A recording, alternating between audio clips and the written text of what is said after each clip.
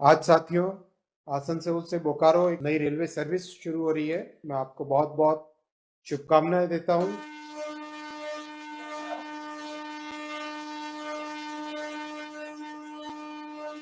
आज दो ROB complete हुए, आज जनता को समर्पित हुए। इन 11 वर्षों में माननीय प्रधानमंत्री श्री नरेंद्र मोदी जी ने पश्चिम बंगाल के रेलवे के कायाकल्प करने के लिए बहुत बड़े बजट्स दिए हैं। फंड एलोकेशन बढ़ाकर 14,205 करोड़ रुपीस बजट किया है माननीय प्रधानमंत्री श्री नरेंद्र मोदी जी ने पश्चिम बंगाल में रेलवे के डेवलपमेंट के लिए। ये अगर यूपीए कांग्रेस की गवर्नमेंट टीएमसी जिसमें मंत्री थे उससे कंपेयर करें तो उसके बजट से 3 गुना ज्यादा है, 3 टाइम्स ज्यादा। साथियों, आज रेलवे का पश्चिम बंगाल में 92,000 करोड़ रुपीस का इन्वेस्टमेंट हो रहा है।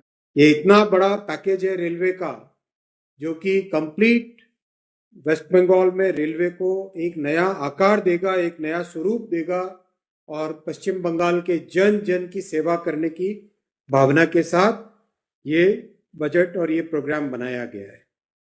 आप सब जानते हैं साथियों, अभी हाल ही में माननीय प्रधानमंत्री श्री नरेंद्र मोदी जी ने 1 दर्जन से ज्यादा गाड़ियां जो सैंक्शन की, एक साथ फ्लैग ऑफ की है।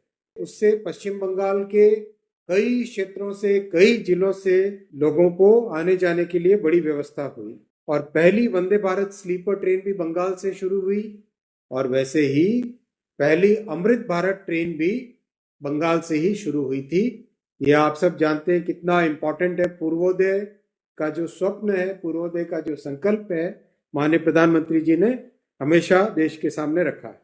और बहुत बड़ी खुशी की बात यह है कि इस बजट में पश्चिम बंगाल के लिए सिलीगुड़ी को कनेक्ट करने वाली पहली बुलेट ट्रेन का भी अनाउंसमेंट इस बजट में किया गया है। तो अब पश्चिम बंगाल को भी बुलेट ट्रेन जल्दी मिलेगी। साथियों, साथ ही साथ पश्चिम बंगाल के इंडस्ट्रियल डेवलपमेंट के लिए एक नया फ्रेट कॉरिडोर जो बंगाल को गुजरात से जोड़ेगा, बंगाल, उड़ीसा, छत्तीसगढ़, मध्य प्रदेश, महाराष्ट्र से होते हुए गुजरात तक को जोड़ेगा, ईस्ट वेस्ट फ्रेट कॉरिडोर, वो भी इस बजट में माननीय प्रधानमंत्री जी ने अप्रूव किया है। एक और बड़ा इनिशिएटिव लिया जा रहा है कि जो चिकन स्नैक एरिया है नॉर्दर्न पार्ट ऑफ बंगाल में, वहां पर एक अंडरग्राउंड रेलवे कॉरिडोर भी बनाया जाएगा जिससे कि कभी भी स्ट्रैटेजिक समय में बहुत एक सुरक्षित तरीके से ट्रांसपोर्टेशन हो सके।